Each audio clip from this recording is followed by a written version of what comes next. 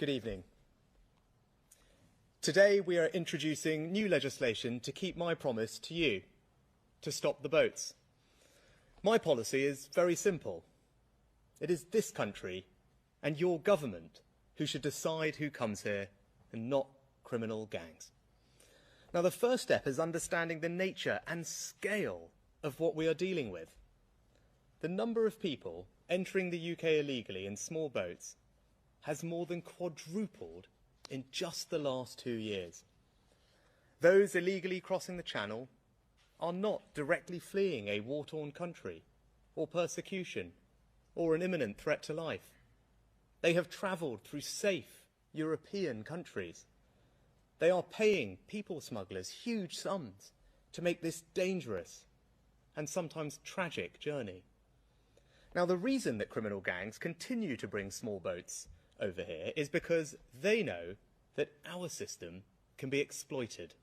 That once here, illegal migrants can make a multitude of asylum, modern slavery, and spurious human rights claims to frustrate their removal. And the risk remains that those individuals just disappear into the black economy. Now, that is the reality we must deal with. And with 100 million people displaced around the world, if we do not deal with it now, the situation will just get worse and worse. People must know that if they come here illegally, it will result in their detention and swift removal. Once this happens, and they know it will happen, they will not come and the boats will stop. That is why today we are introducing legislation to make clear that if you come here illegally, you can't claim asylum, you can't benefit from our modern slavery protections, you can't make spurious human rights claims, and you can't stay. We will detain those who come here illegally and then remove them in weeks, either to their own country if it is safe to do so, or to a safe third country like Rwanda. And once you are removed, you will be banned, as you are in America and Australia, from ever re-entering our country. This is how we will break the business model of the people smugglers. And this is how we will take back control of our borders. Now, this bill provides the legal framework needed to deliver this in a way that no other legislation has done before. This is tough, but it is necessary and it is fair. And this legislation will be retrospective. If you come on a small boat today, the measures in this bill will apply to you. And this is just part of what we are doing. I've always been clear that this is a complex problem that can't be solved overnight and will require us to use every tool at our disposal. That is why I've already secured the largest ever small boats deal with France, and patrols on French beaches are already up 40%. I also promised progress on enforcement, and we've increased raids on illegal working by 50%. I've also negotiated a new deal with Albania, which accounted for 1/3 of all small boats arrivals. And that's already delivering. We've returned 500 illegal migrants to Albania, and we are seeing far fewer come as a result. This shows that there is nothing inevitable about illegal migration. Deterrence works, and with will and determination, the government can get on top of it, and we will. Now, this will always be a compassionate and generous country. It is something that we're all rightly proud of. Just look at how we've welcomed Ukrainians and Syrians from refugee camps and embraced Hong Kongers fleeing the Chinese clampdown. But the current situation is neither moral nor sustainable. It cannot go on. It's completely unfair on the British people who have opened their homes to genuine refugees, but are now having to spend nearly £6 million a day to put up illegal migrants in hotels. It's unfair on the people who come to this country legally to see others skipping the queue.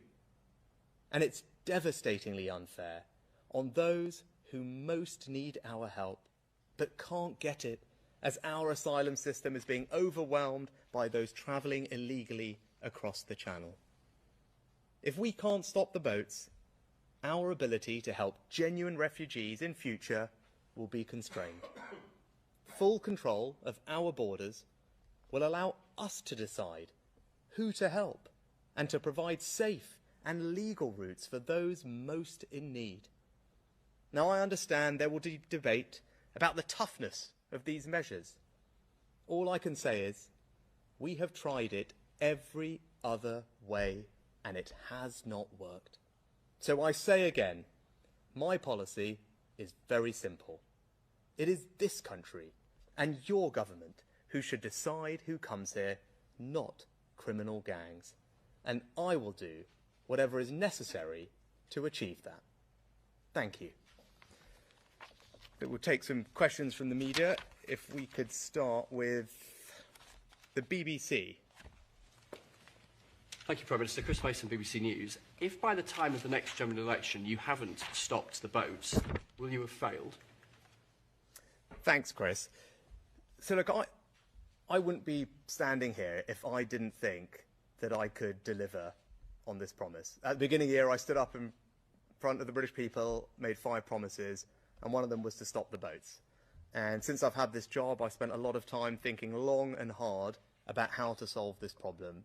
And I'm confident that the bill we're introducing today will help us do that. It will mean that for the first time, we will have a system whereby if people come here illegally, they won't be able to stay, they'll be detained and they'll be swiftly removed. And as we deliver on that, people will see that there is no point in coming here. We will have that deterrence effect. But I've also been clear throughout that this is a complicated problem, right? There is no one silver bullet. And the legislation, of course, it's really important, and that's why today is important, but it's just one of the many things we're doing. We need to cooperate with our allies, particularly the French, which is why the deal that the Home Secretary and I worked on at the end of last year is so important, and we hope to continue deepening and strengthening our cooperation with the French and other European allies. It's why the deal we announced with Albania is so important. And I think it's just pause on that for a second. Albania accounted for around a third of our illegal migrants last year. But because of the steps that we've put in place, the new deal that we've announced, what we're seeing now is that we're returning hundreds of people back to Albania, and we're seeing the numbers come down considerably. So that shows to me that if we get this right, it will make a difference. Now, we're in the early stages of it, but we've given it long, hard thought. And I said at the beginning of the year that I only promise what I believe I can deliver, and I will absolutely deliver on what I promise, and that's what we're going to do today. You said help stop the boats. That's not the same as stopping the boats, is it? Yeah, but all of these things play their part. It's that no one thing is the answer to this question, right? And that is the point. The legislation is absolutely critical. There is no way to stop the boats without this legislation. But this legislation on its own won't do it. That's why we need all the other things that I've talked about as well. All of those things will help us achieve that goal of stopping the boats. But as I said, I promise what I can deliver, and I will deliver what I promise. And that's what we said we would do. That's what we will do. Right, next we've got ITV. Prime Minister, you talked about the importance of swift removal. More than 2/3 of asylum seekers don't come from Albania. How is it compatible with the British traditions of humanity and compassion that you are criminalising, incarcerating, potentially forcing statelessness, homelessness, destitution on asylum seekers, many of whom are, as you accept, vulnerable and traumatised, before you have in place agreements with third countries to which you could move in a swift way, your words, those asylum seekers? This is a country that has always been open, welcoming, compassionate and generous to those in need. Just in the last few years, since 2015, we've welcomed almost 500,000 people to this country. 500,000 from Ukraine, from Syria, from Afghanistan, from Hong Kong. That's our record. That's our compassion. And everyone should be incredibly proud of that. I am. But what is not compassionate is to allow the current situation to persist. There is nothing compassionate about allowing vulnerable people to perish in the Channel. We had a stark reminder of that just a few weeks ago off the coast of Italy when over 50 people died, including children. Right? People being exploited by criminal gangs and smugglers. I was just at Dover earlier today talking to the teams that have to deal with this on the ground, as the Home Secretary and the Immigration Minister see almost every week. There's nothing compassionate about that situation persisting, and there's nothing compassionate or fair about us not being able to help the truly most vulnerable people around the world, because our system is being overwhelmed by those who are jumping the queue and coming here illegally. And they are not the most vulnerable. They are travelling through multiple safe European countries. They are paying people thousands of pounds to get here. So look, I want to move to a system where we break that cycle. We deter people from coming here illegally, jumping the queue. And actually, we as a country can then make sure that we decide who we bring here, how many, and make sure that we target that compassion, that generosity and support on the world's truly vulnerable people. And that's why the legislation that we're announcing today not only does the things that we need it to do to break the cycle and give us the powers we need to send people back, but it also allows Parliament to set a quota on how many people we would welcome here under safe and legal routes, as we've done so brilliantly in the last few years. I think that's a type of system that would command broad support. Right? And I think that's not just the right thing to do, I think it's actually the moral and compassionate thing to do, because the current system is broken and it's not fair on anybody, and the sooner we can put an end to it and focus our support on those who most need it, I think the better off everyone will be. But if you can't expel them yet, why do you think the small boats will stop? Well, the legislation is a necessary step on being able to return people either to their own country where it's safe to do so, or to a safe alternative like Rwanda. And I'd say we already are returning people. You mentioned Albania. Albania accounted for a third of all illegal migrants last year because of the deal that we've struck and the new procedures we've put in place. We are now returning hundreds of people back to Albania. And that's right. And that's the right thing to do. We need to focus our resources, focus our generosity and compassion on the world's truly most vulnerable people. That's what I want to do. I think that's what the vast majority of the country wants to do too. At the moment, that's not possible, because we're being overwhelmed with people who are jumping the queue, breaking the laws, and that's not right, and that's what we're going to change. Next, Sky. Thank you, Prime Minister. 5 years ago, the then Home Secretary, Sajid Javid, said he was going to make this route unviable. Since then, we've seen tens of thousands of people in the last 5 years. Where do you think your predecessors went wrong?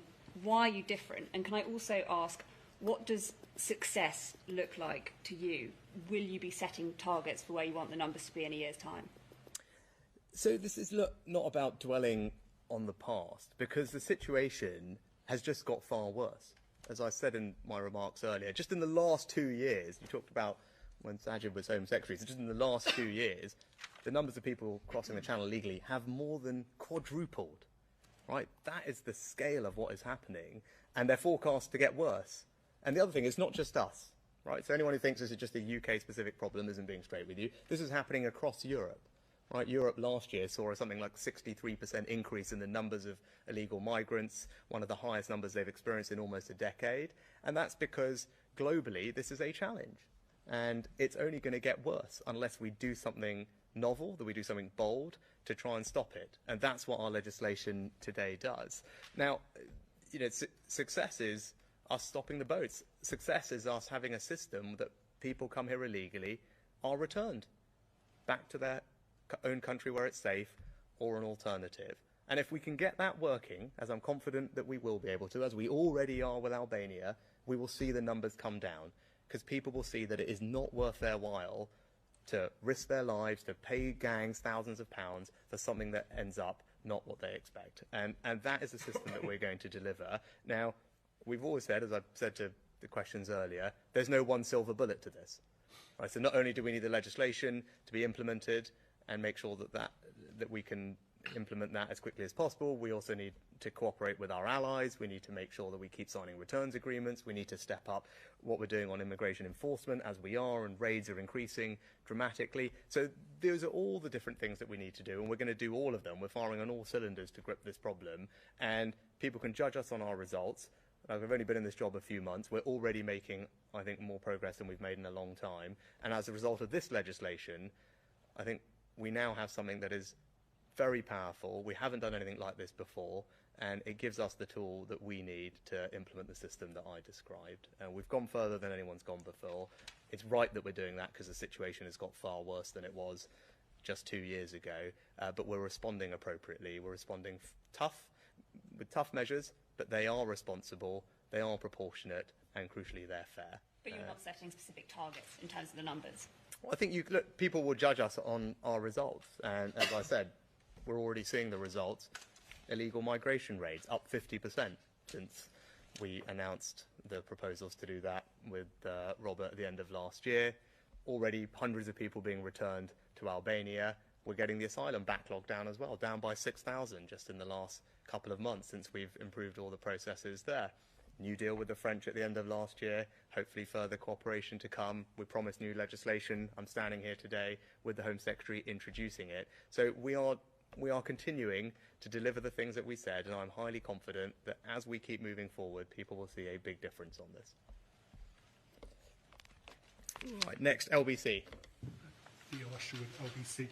Firstly, Prime Minister, you're meeting the French President Emmanuel Macron later this week. Do you accept that in order to be successful with this policy, you are going to need his fulsome cooperation? What are you prepared to offer him in return?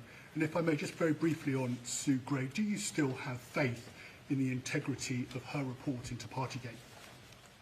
Look, on Sue Gray, as you know, the Cabinet Office is reviewing the circumstances of her departure. I'm not going to preempt their findings, so I'm not going to comment further on that situation. With regard to the French, as you heard me say before, there's no one silver bullet to solving this problem. It is a complex problem, and we need to use all the levers, all the tools at our disposal. And a crucial one of those is cooperating with not just the French, but also with our other European allies. So I was really pleased after I became Prime Minister, having spoken to President Macron, we managed to get the Calais group up and running. Suella, the Home Secretary, attended that. That's fantastic, because that's not just France, that's other Northern European countries coming together to discuss this issue, the shared challenge that we all face, and how we can work together to solve it. Right, that meeting happened, and actually there's some very tangible things coming out of that about data sharing and cooperation of our enforcement agencies, which is great. Specifically with the French, we announced a new deal, the biggest deal that we've had, for more patrols on beaches, up 40%, significant, and better cooperation and collaboration between our teams. Again, I've just got back from Dover, talking to them about the benefit and the difference of that collaboration works. And I'm very grateful, actually, and put on record my thanks as the Home Secretary. I know she's been over there and spoken to them herself. I'm very grateful to the cooperation and support and collaboration of the French teams on the ground. They work very closely with our teams, and because of the work that they do, they help intercept around about half of all the attempted crossings, and that number varies, and at the moment it's on the way up, which is great news.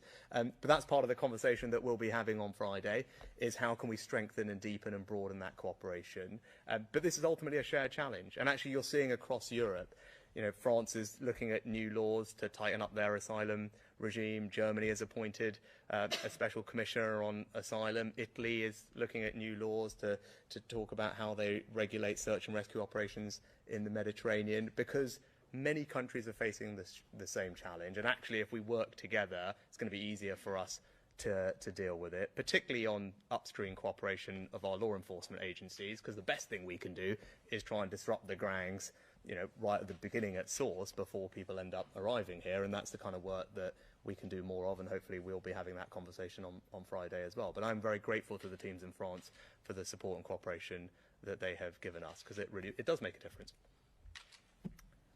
Right, who have we got next? GB News. Tom Harwood at GB News. On the face of the bill, the Home Secretary says that she is unable to make the statement that the provisions of this bill are compatible with the Human Rights Act, which of course incorporated the ECHR into domestic law. Already legions of lawyers are preparing to tackle you over this legislation. Firstly, are you up for the fight? And secondly, what's plan B if they win? Well, look, of course we're up for the fight, and we'll be standing here if we weren't. But we're confident that we will win. And on the Section 19(1)B statement, I think it's really important for everyone to recognise there's absolutely nothing improper or unprecedented about pursuing bills with a 19(1)(b) statement. It absolutely does not mean that the bill is unlawful. We believe that it is lawful, that we are acting in compliance with our international obligations, and we are also meeting our obligations to the British public to make sure that we have control over their borders and that it is them and their elected representatives who are deciding who comes here. But with regard to Section 19(1)(b), as I say, entirely in line with precedent. In fact, a previous Labour government in 2003 used a Section 19(1)(b) statement as they were passing a piece of legislation. We believe we are acting in compliance with international law, in compliance with the ECHR, and if challenged, as you may well be right, and as we've seen in these matters, we do get challenged. We will fight that hard because we believe that we're doing the right thing and it is compliance with our obligations. But to be clear, no plan B. I'd say we are confident that we are acting in compliance with our obligations. And again, I just point out on the Rwanda policy, which many people said again was wrong, and we expected the challenge on it. As you saw recently, we were successful in defending that policy. I think actually unequivocally successful in the High Court. That policy is now moving to the Court of Appeal in just over a month's time, so we'll await the outcome of that. But again, we're confident in our arguments. We believe we're doing the right thing, and I believe the courts will see that as well. Right, Talk TV. Prime Minister, in your speech there, you said you will do whatever is necessary to ensure that you can stop the boats. To follow on from that question, does that include leaving the ECHR, if necessary, to keep your promise to the public? And if I may, a huge part of this plan is detaining people, often for long periods of time, according to the legislation. How many detention centres are you planning to build? Where will they be? And how many people will they house? So, on the two questions, we don't believe it is necessary to leave the ECHR. We believe that we're acting in compliance with it and meeting our international obligations, but as I said, also meeting our obligations to the British public to have control over our borders and ensure that it's them and their elected government who's in control of who is coming here. I believe that we're acting entirely rightly and correctly in that regard. And I take those obligations seriously, as does the Home Secretary, and that's why we've worked long and hard to design a piece of legislation that is tough, that is novel, that is ambitious, but that is in compliance with our international obligations. And I'm confident that it will be effective. With regard to detention, I'd say the idea is not to have to detain people for prolonged periods of time. And actually what the bill does is completely change how we process people's claims to stop that from happening. Because part of the problem we've got at the moment is people can frustrate the system because they can make one claim and then down the line they make another claim and then another claim, to give you a sense of it. Almost more than 70% of people that we detained pending a removal then filed a modern slavery claim.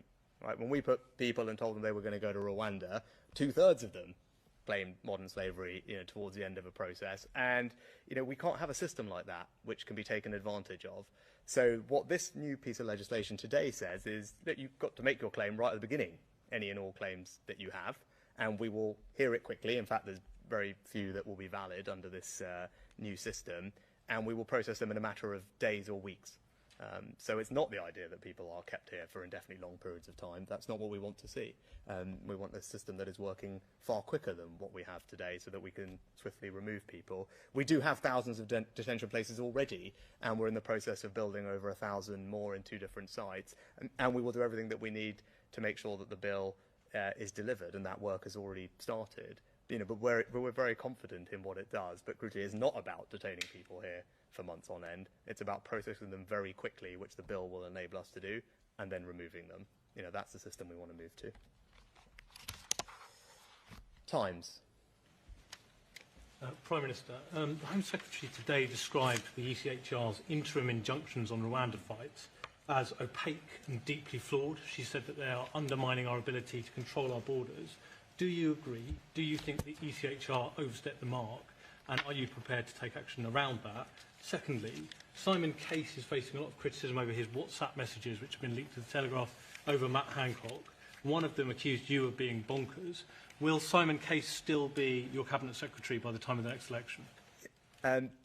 Thank you, Steve. Look, on Rule 39, I should have actually addressed that in the previous question. Yes, the Home Secretary is absolutely right, and in the sense that these Rule 39 orders are opaque, and they don't meet, I think, what anyone would describe as a kind of natural justice test.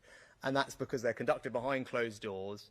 You don't know the name of the person who's sending these things down, and we have absolutely no right to apply for the case to be dismissed. We have no right to appeal. Those things aren't formalised. As I said, they're just kind of handed down by these unnamed duty judges. It feels like at 5 minutes to midnight, right? So that process does seem not appropriate, and what we want to do is see reform to that process. The Attorney General has already had an informal conversation with the court in Strasbourg about that. I think we believe that other countries, share some of the questions and observations that we've had about how that process works. I think everyone can get behind the idea that, yes, of course, there should be a court that has due process, but that process needs to be fair. And if we think that something's being handed down, we should have the right to know who's doing it and to challenge it and appeal it. That's just, as I said, it's a matter of natural justice. So we will start the process of engaging with Strasbourg to try and get reform to Rule 39. And look, our track record on this is good, actually.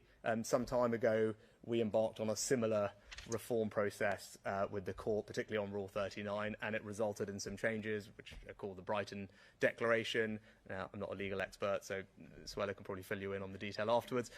But so our track record on this is good, and our concern is we can't be subject to a process that doesn't meet simple tests of natural justice, and that's why we want to try and get that process reformed. And as I said, I'm confident that we'll be able to work with others to do that. And on Simon, look, I haven't read all these messages because I've been busy working on this, but what I would say is the Cabinet Secretary has done a great job actually helping with today. In particular, he works very hard to support me, he works very hard to support the government's agenda, and particularly on the issue of tackling illegal migration. It's very much a cross-government effort, right? And the work that Robert, Suella and I have been doing over the past few months involves lots of colleagues from across government pulling together so that we can grip and solve this problem. The Cabinet Secretary has been at the heart of coordinating all that work. I'm very grateful to him for that, and I look forward to working with him for a very long time to come, quite frankly. So hopefully that will answer your question on that. And lastly, we've got the eye. Yes, Prime Minister. Large thing from the eye. You've talked a lot about the deterrent effect of these new laws, but how many thousands of Channel asylum seekers do you need to deport before people start getting deterred from making those crossings? And are you confident you have enough capacity in Rwanda, there's only a few hundred places there, and through returns agreements with places like Albania to begin having that deterrent effect quickly once the new laws come in? So look, on Rwanda, I think this is correct a kind of misconception about the Rwanda thing. It is an uncapped scheme.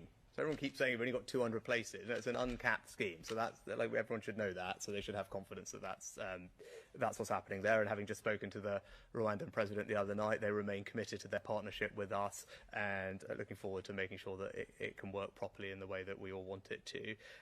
But I do think that the deterrent effect can be quite powerful quite quickly.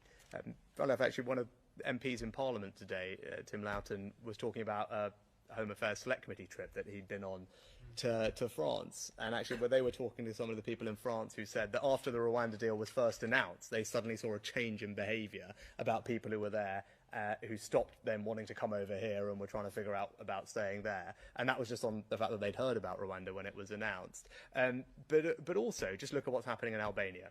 Right, so we worked hard, got a new agreement with Albania towards the end of last year. I made the statement, probably it was early December. We've just started operationalising that new agreement, the guidance we've changed to our caseworkers here. And again, it's early days, so let's not get carried away, but the signs are very promising.